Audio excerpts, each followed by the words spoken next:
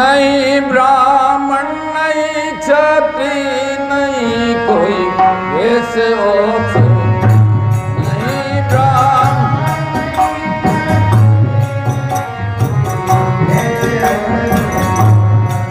से बंधन एक है सब में दुई दिल तीन दाता से बंधन एक है सब में दुई दिल प्रेम मिलने का तुम्हारी वो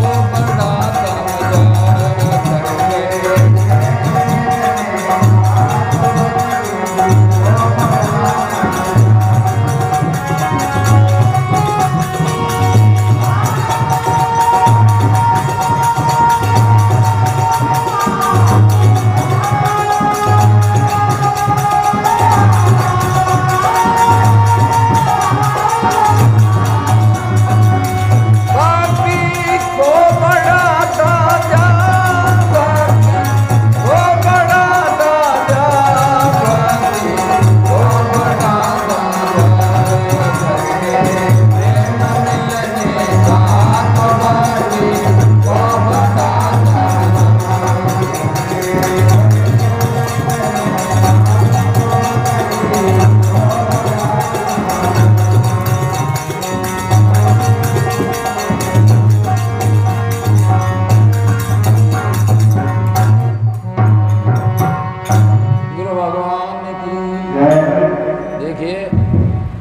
ये चार ब्राह्मण क्षत्रिय वैश्य शूद्र ये वर्ण हैं।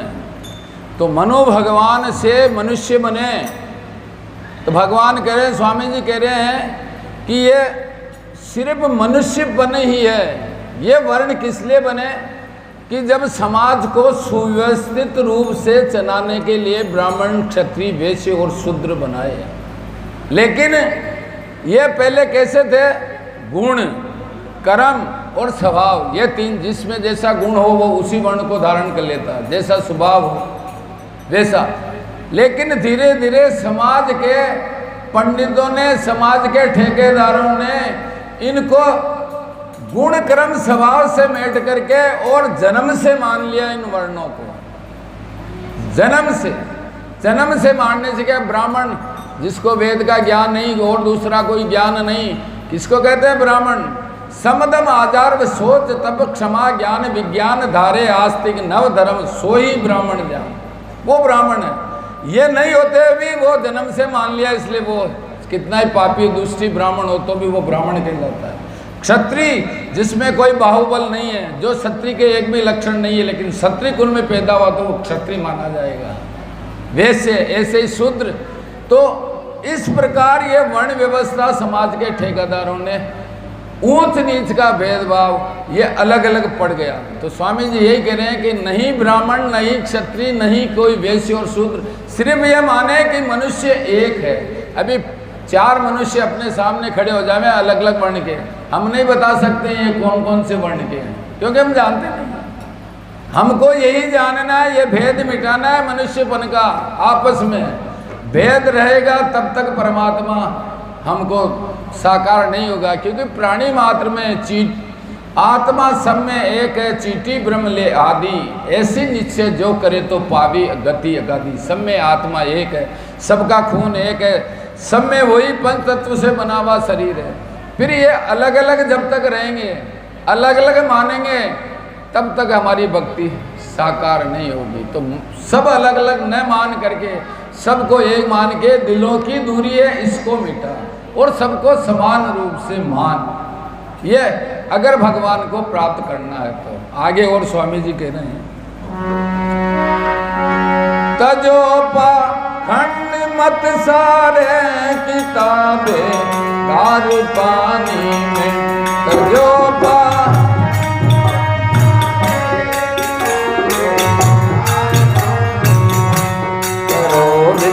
वास वेदों का आदर को निभाता जा करो इसे।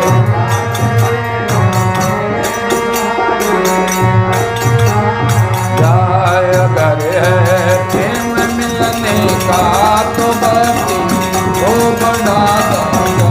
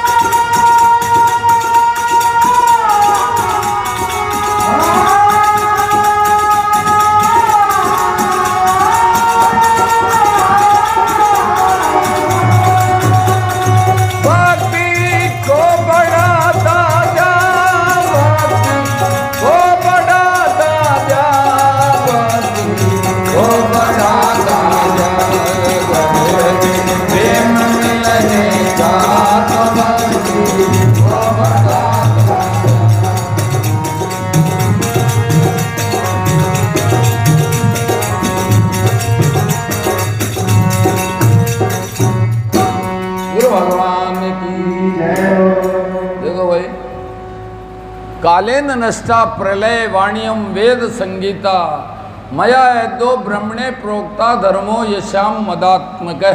भगवान भागवत में कह रहे हैं, उद्धव समय के फेर से, ध्यान से सुने, पाखंड मत इतने क्यों बने हैं, क्यों पाखंड मत बने हैं, क्यों किताबों का ये अलग अलग ग्रंथों का अंबार लगा है। ध्यान से सुनिए, भगवान कह रहे हैं भागवत महापुराण में कि समय के फेर से जब प्रलय काल में वेदवाणी लुप्त हो गई थी और जब वापस सृष्टि का समय आया तब रचने का, तब मैंने अपने संकल्प से ब्रह्मा को वेद का उपदेश किया, जिसमें मेरे भागवत धर्म का वर्णन है। वेद में भागवत धर्म भगवान का स्मरण सुमरण कीर्तन ध्यान, ये सब भागवत धर्म होता है।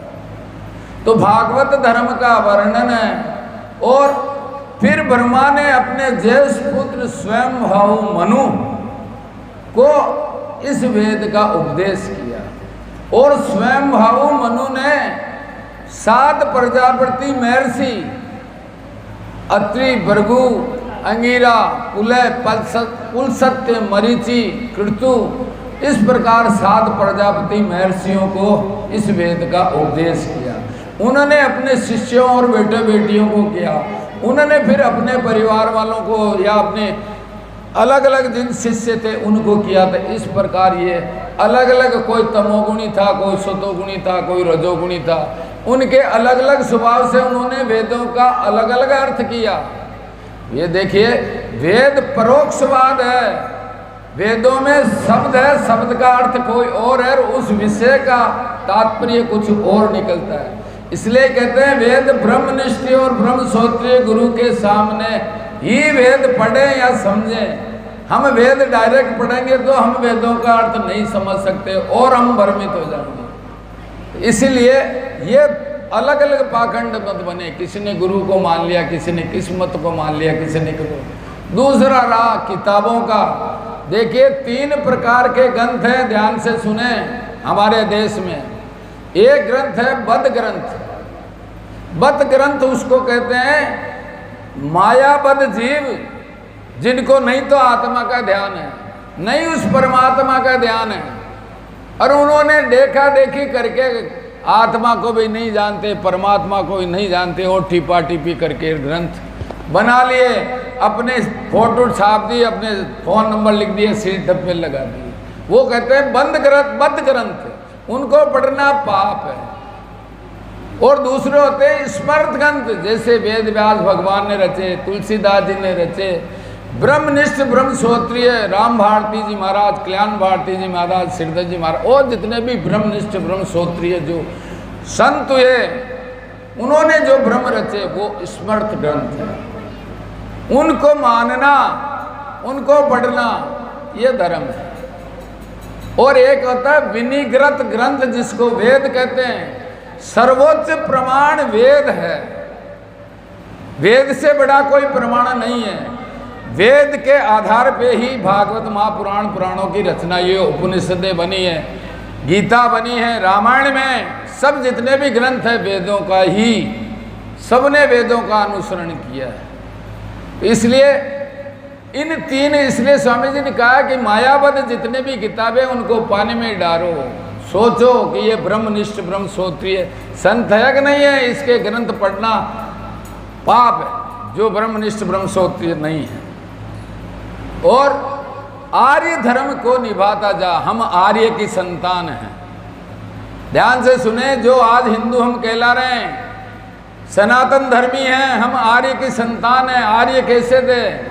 ब्राह्मण विद्या में निपुण थे, प्रजापालक थे सरदार, वैश्य बड़े धनाढ़ थे, जाजों से होता था व्यापार, शूद्र कला कौशल में निपुण थे, चारों ओर था सुधार, स्त्रियां प्रतिवर्ता थी, मर्यादा संपन्न थे परिवार, गुण कर्म स्वभाव से वर्णाश्रम थे। क्या गुण कर्म और स्वभाव जन्म से नहीं थे जैसे अभी मान रहे हैं, गुण कर्म स्वभाव से वर्णाश्रम थे, नेमाकुल था समाज। एक वेद ही धर्म ग्रंथ था, एक प्रणव का था ध्यान, ओमकार का, ओम का। और एक ही यज्ञशाला थी और धर्म था प्रधान। मनुष्य मात्र की एक जाति थी और एक ही था आत्म ध्यान। नाना जाति और नाना मतों का नहीं था नाम निशान। कोई जाति वाती कोई कुछ नहीं थी, सिर्फ एक आत्मा का ध्यान करके उस परमात्मा में तद्रूप होना है, यही धर्म था। तो आज कितनी जातियां हो गई? 88,000। स्वामी जी कह रहे हैं 88,000 जातियों से हिंदुओं में फूट का वास हुआ। इसी कारण देखो मित्रों, धर्म कर्म का सत्यानाश हुआ। देख नहीं रे, नाम अयोध्या, नाम तो अयोध्या, लेकिन बेधर्म विपरीत धर्म करने वाले, प्राणी मात्र को सताने वाले अयोध्या नगरी में भी अधर्म का झंडा गाड़ दिया। क्योंकि धर्म को जानते नहीं, पहचानते नहीं, मानते नहीं। अरे दुख का कारण आज दुख क्यों पा रहे हैं? जो भगवान के सत्य की ओर लगा, सत्य मान रहे हैं, वो दुख कभी नहीं पाएगा। उसका बीड़ी भगवान है। आगे और कह रहे हैं,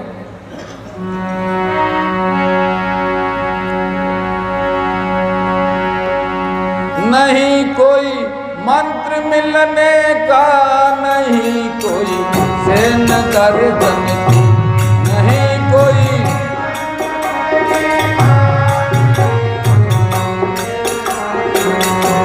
मनुष्य पद एक है सब में, अगर जो मोक्ष पानी है तो सतमी हे मनाता जाय। अगर जो मोक्ष पानी है तो सतमी जाय। अगर है प्रेम मिलने का तो बाकी को बढ़ाता जाय। अगर है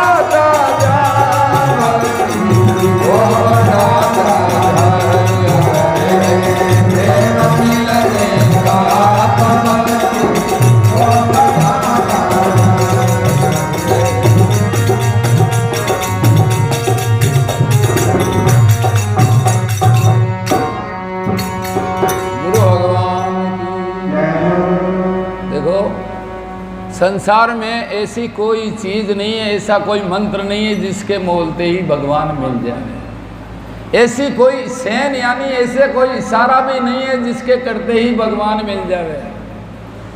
अगर जो मोक्ष पानी है तो सत की जय मनाता जा। सत क्या? भगवान। क्या कहते हैं? ध्यान से सुने एक एक बात को। न हयो तो अन्य शिव पंथा विसत संस्राव्ये वासुदेव भगवती भक्ति योगो यतो भवेत। भागवत महापुराण कह रहा है। संसार चक्र में ध्यान से सुने, ये कल ऐसी बात सुनने को नहीं मिलेगी। संसार चक्र में, जन्म मृत्यु के चक्र में पड़े हुए लोगों के लिए जिस भी साधन के द्वारा भगवान श्री हरि, भगवान श्री कृष्ण की अनन्य प्रेममय भक्ति प्राप्त हो जाए, यही कल्याणकारी मार्ग है। इसके अलावा कोई दूसरा मार्ग नहीं है। अकेला ज्ञान कुछ नहीं कर सकता, अकेला कर्म कुछ नहीं कर सकता बिना भक्ति के। ये मैं दावे के साथ कहता हूँ, शास्त्रों के प्रमाण से कह रहा हूँ।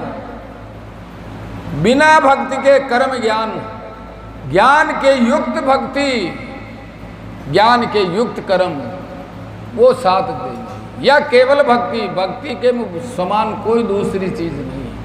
और भी कहते हैं, न युज मानिया भक्ते भगवत खिलामनि, सदृश्यो असिद्ध शिव पंथा, योगी नाम ब्रह्म सिद्धि है। यानी कपिल मुनि भगवान माता देहूति को, कपिल भगवान माता देहूति को भक्ति का उपदेश देते हुए कहते हैं, हे माता, मेरे निमित्त भक्तों द्वारा, साधुओं द्वारा, योगियों द्वारा की हुई भक्ति के समान और कोई मंगलकारी मार्ग नहीं है।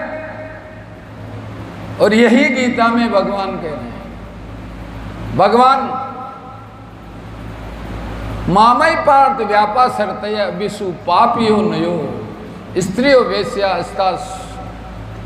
मतलब जो मेरा आश्रय ले वेश्य शूद्र नर नार पापी पावन होत है तो कर्मम भक्ति पार। पापी से पापी व्यक्ति भी भगवान की भक्ति करके आगे आगे हुए।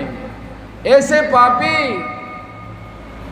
जो वाल्मीकि, जो राम जी का नाम सप्त ऋषि, जैसे सप्त ऋषि गुरु मिले उनको, उन्होंने कहा बोल राम, तो वो बोले मरा। अरे क्या बोल राम, क्या मरा, क्या चल मरा मरा ही करा जाए। देखिए भगवान के नाम में कितनी ताकत है। हम ऐसे कोई नहीं जो राम नहीं बोल सकते, हम सब राम बोल सकते हैं, लेकिन वो तो राम भी नहीं बोल सकते थे। वो मरा मरा करके, और उन्होंने भगवान राम जी पैदा नहीं उससे 10,000 वर्ष पहले भगवान के चरित्र को लिख दिया, रामायण लिख दिया। लेकिन कितना विश्वास, उन्होंने सप्त ऋषियों को यह नहीं पूछा कि मैं कितने टाइम तक मरा मरा बोलूं, विश्वास था। यह नहीं पूछा कि आप कब आओगे। जब सप्त ऋषि आए तब उदय के बिंब बन गए उनके ऊपर, इसलिए उनका नाम वाल्मीकि पड़ा। और वो वेदों के विद्वान हुए और ऋषियों में उनके समान कोई नहीं है। भगवान पैदा नहीं उससे पहले भगवान की 10,000 साल पहले रामायण की रचना कर दी। तो क्या हम राम बोल रहे हैं, हम तो इतने पापी भी नहीं हैं। इसलिए मेरी सबसे प्रार्थना है कि भगवान कह रहे हैं कि अपि चेसु दुराचारो भजन्ते मामन्य भाग साधु रेव से मंतव्य सभ्य गप बसितो इस। दुराचारी से दुराचारी पुरुष भी अनन्य भाव से, अनन्य मतलब इस संसार में माया पड़पन में उसका मन नहीं हो, और अनन्य भाव से मेरी भक्ति करे तो वो साधु मानने के, साधु तन मन वचन साधवेति सो साधु। तन मन वचन के दोष जिसके मिट जावे वो ही साधु है। कपड़े पहनते थे साधु नहीं है। वेद कह रहा तन मन वचन साधवेति सो साधु। और भगवान क्या कहते हैं, क्षिप्रम भवति धर्मात्मा स्वास्वच शांति निगच्छति कौनते प्रति जाना ही न मैं भक्ते प्रण सती। हे मेरे अर्जुन, ऐसा मेरा भक्त उक्षी क्षण क्षण मात्र आत्म अनुसंधानम दहती कोटि पापम। क्षण मात्र का आत्मा का अनुसंधान खोज, आत्मा का साक्षात्कार कोटि कोटि पापों को जला देता है। तो हे अर्जुन, वो उसी क्षण धर्मात्मा, पाप नाश हो जाते हैं और धर्मात्मा बन जाता है और स्थायी शांति को प्राप्त करके मेरे में तद्रूप हो जाता है, या मेरे में तद्रूप हो जाता है। अर्जुन को भगवान करें तुम ऐसी प्रतिज्ञा करो और इस जगत के अंदर सबको सुनाओ, सबको कहो, घोषणा करो कि मेरे भक्त का पतन कभी नहीं हो सकता। कभी भी ज्ञानी का पतन हो सकता है, कर्मकांडी का पतन हो सकता है, लेकिन भगवान के भक्त का पतन कभी नहीं हो सकता। भक्ति बीज पलटे नहीं पड़ जावे बहुझोल, कंचन विष्ठा जो पड़ा तो घटे न वहाँ का मोल।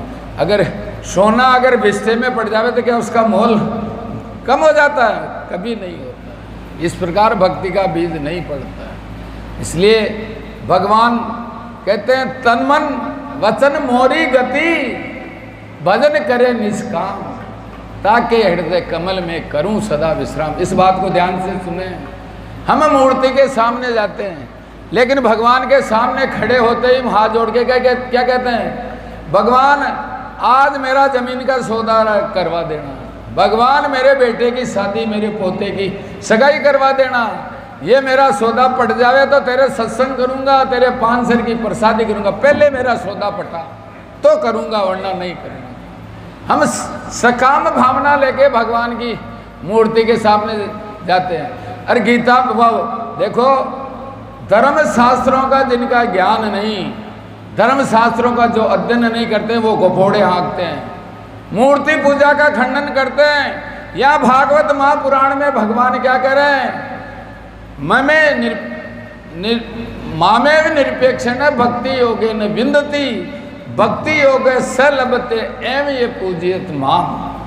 अरे उद्धव, निष्काम भाव से मेरी मूर्ति की पूजा करने वाला, मेरी उपासना करने वाला मेरी भक्ति को प्राप्त कर जाता है, और मेरी भक्ति को प्राप्त करके अपने अंतःकरण को वो शुद्ध कर लेता है और मुझे प्राप्त कर लेता है। ये भगवान अपने श्रीमुख से कहते हैं।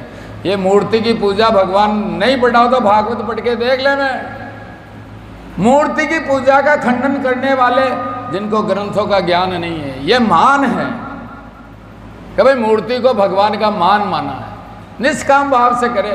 आचे आचे कर्मा भाई इस कली काल में मूर्ति को खिचड़ा खिला दिया, दूध पिला दिया। मीरा भाई द्वारका की मूर्ति में, जो द्वारका गए हो तो मीरा भाई उस भगवान की मूर्ति में ही समा गई है, कलयुग का प्रमाण है। कैसे मूर्ति पूजा का खंडन करते हैं? ये शास्त्रों का ज्ञान नहीं है। इसलिए सभी से प्रार्थना है, भगवान की मूर्ति पे जाते हुए नहीं डरें, जावें लेकिन निष्काम भाव से जावें, तब कल्याण होगा। आगे और भगवान क्या कह रहे हैं? एक नहीं जीव और ईश्वर नहीं, दो वेद गाथा है। एक नहीं जीव और ईश्वर, मिटा के अहम ब्रह्म पद को बोध कर तातराता जा मिटा के।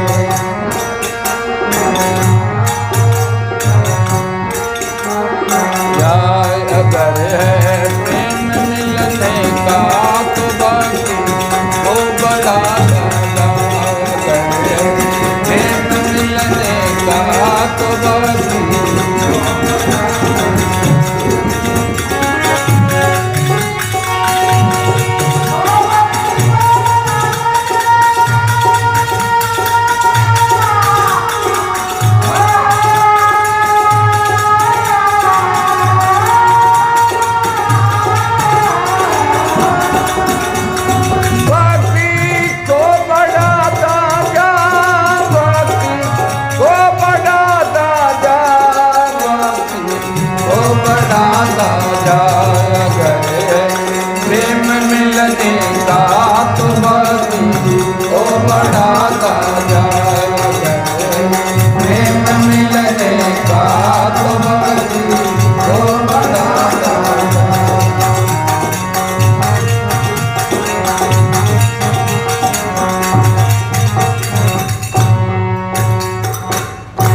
भगवान की। देखो भाई, स्वामी जी ने बहुत गजब बात कही है। किसी को विश्वास या भ्रम में नहीं रखा है, जो वेद कह रहे हैं वही बताइए। देखो, एक नहीं है जीव और ईश्वर, नहीं दो वेद गाता है। एक भी नहीं है और दो भी नहीं है। एक तो इसलिए नहीं है, ध्यान से सुने, ईश्वर सर्वशक्तिमान है, जीव अल्प शक्तिमान है। ईश्वर सर्वज्ञ है, जीव अल्पज्ञ है। ईश्वर व्यापक है, जीव परिच्छिन्न है। ईश्वर एक है, जीव नाना है। ईश्वर स्वाधीन है, जीव पराधीन है। ईश्वर सामर्थ्य है, जीव असमर्थ है। ईश्वर प्रोक्ष है, जीव अप्रोक्ष है। ईश्वर मायाधीश है और जीव मायाबद्ध है। जीव माया के बंधन में है। अरे ये बंधन माया ने स्वयं नहीं बांधा, ये जीव आत्मा खुद उससे बंधा है। गीता कह रही है, ममे वांसो जीव लोके जीव भूते सनातन मने शिष्टानी इंद्रानी प्रकृति स्थानी कर्षित है। ये जीव आत्मा मेरा सनातन अंश है, लेकिन ये इस मन से और इंद्रियों से अपना संबंध इसने बना लिया। ये मेरे को भूल गया, ये संसार इस माया की तरफ इसने मुंह कर लिया। तो ये जीव आत्मा स्वयं बंधा है, माया के बंधन में खुद बंधा है। बाकी माया चेतन को नहीं बांधती है, लेकिन ये स्वयं ही बन गया तो माया क्या करेगी? तो इसलिए स्वामी, इसलिए वो एक नहीं है। और दो इसलिए नहीं है क्योंकि ईश्वर अंश जीव अविनाशी चेतन अमल सहज सुख राशि। अंश अंश से कभी जुदा नहीं होता। हम ईश्वर के अंश हैं, तो हम अंशी हैं, तो अंशी अंश से कभी जुदा नहीं हो सकता है। जैसे जल और जल की लहर में कोई भेद नहीं है। सूर्य और सूर्य की किरण सूर्य से जुदा नहीं है। जैसे जल सागर का अंश है, नदियां चाहे दक्षिण से, उत्तर से, पूर्व से, पश्चिम से कहीं भी आओ, जाकर के वो सागर में ही मिलेगी, क्योंकि वो जल का अंश है। और अग्नि सूर्य का अंश है, जहाँ पे भी अग्नि जलाओगे तो झाड़ सीधी ही ऊपर सूर्य की तरफ ही जाएगी। और अंश अंश से किसी भी समय जुदा नहीं होता। सिर्फ ये पर्दा है माया का। तो दो मार्ग बताए, माया का पर्दा जीव और ईश्वर के बीच में है। ये माया भी भगवान की शक्ति है। ये पर्दा कैसे टूटे, तो इसके दो मार्ग बताए। एक तो ज्ञान के द्वारा निर्गुण और एक निर्गुण। पहले निर्गुण को सुनिए। निर्गुण मार्ग के ज्ञान के 8 साधन बताए। विवेक, वैराग्य, षण संपत्ति, मुमुक्षुता, श्रवण, मनन और निध्यासन। ये 8 साधन है। इनकी साधना करके पहले आत्मा को जानना पड़ता है। समय कम है इसलिए ऐसे ही समझा रहा हूँ। आत्मा को जानना पड़ रहा है, फिर उस परमात्मा को जान करके अपने स्वरूप में तद्रूप होकर के उस ब्रह्म का चिंतन किया जाता है। कैसा? हंसो सोंग हंसो सोंग, यानी मैं हूँ जो वो है, वो हूँ जो मैं हूँ। इस प्रकार का चिंतन करते करते वो आत्मा अंतःकरण शुद्ध होने के कारण दिव्य ज्ञान की प्राप्ति होते ही उस सोंग में वो आत्मा जाकर के मिल जाता, तो हंसो हमेशा के लिए समाप्त हो जाता। मैं वो रह जाता और मैं समाप्त हो जाता। वो ब्रह्म में जीव आत्मा जाके तद्रूप सदा के लिए हो जाता है। फिर उसका कोई अस्तित्व नहीं रहता। वो ब्रह्म में एकाकार होकर के ब्रह्म हो जाता है। वो ब्रह्मानंद है। अब जो परमानंद पाने वाले हैं वो सुने, परमानंद कैसे मिलता है? भगवान गारंटी ले रहे हैं। निर्माण मोहा जित संगदोषा आध्यात्म नित्या विनिवृत कामा दंदे विरमुक्ता दंदे मिरु सुख दुख सहज्ञ गर्छन्ते मूढ़ा पदम व्ययम तत्। यानी जो अपनी दृष्टि में मान मोह से रहित हो गए, मान मोह जिनका निकल गया हो, जो संपूर्ण आसक्तियों से, जिन्होंने संपूर्ण आसक्तियों को त्याग दिया हो, जो नित्य निरंतर मेरे में ही लगे हुए हैं, संसार में नहीं, केवल मेरे में और मेरा ही भरोसा करते हैं, और जिन्होंने आसक्ति से संपूर्ण आसक्ति से उत्पन्न होने वाले दोषों से वो रहित हो गए हो, और सुख दुख जैसे द्वंद्वों से छूटकर और सुख दुख जैसे द्वंद्वों से मुक्त होकर छूटकर ऐसे ऊंची स्थिति वाले मोहरहित साधक मेरे अविनाशी परम धाम को जाते हैं, जहाँ पे जाने के बाद में फिर ये जीवात्मा वापस नहीं आता है। वही इस आत्मा का, हमारा इस जीवात्मा का असली देश है। वहाँ जाने के बाद में वसंती यत्र पुषा सवई वैकुंठ मूर्ते, वहाँ जाने के बाद में जीवात्मा बिगड़ घटके नहीं रहता है। अभी जो हमारा ये जीवात्मा सूक्ष्म घट के अंदर है, और जिस भी घट में जाता है तो सूक्ष्म घट में जीवात्मा रहता है। वहाँ जाने के बाद में इसको दिव्य शरीर मिलता है देवताओं जैसा। जैसे भगवान विष्णु भगवान के लोक में ये जाता है, परमात्मा के लोक में तो 4 भुजा का दिव्य शरीर मिलता है। सदा पसंती सूर्या, सदा के लिए वो फिर परमानंद की प्राप्ति करता है। और वो लोक ऐसा है, तब झासयते न सूर्यो न शशांको न यद गतवा न निर्वंतते तद धामे परमम। हम भगवान कह रहे हैं सूर्य चंद्रमा अग्नि जिसको प्रकाशित नहीं कर सकती, स्व प्रकाशित वो मेरा लोक है, जहाँ से जाने के बाद में ये जीव आत्मा फिर इस देश, फिर इस संसार में 84 लाख योनि में कभी नहीं आता है। और तीसरी जीव की गति है 84 लाख योनि जो हम भोग रहे हैं। आज से हम मनुष्य बने, कितने बार बने, अनादिकाल से बने, लेकिन ऐसे गुरु महाराज भी मिले, लेकिन हमने कहा जो माना नहीं। जानते सब हैं लेकिन मानते नहीं हैं, मानते नहीं हैं, यही दुख का कारण है। आगे और स्वामी जी कहते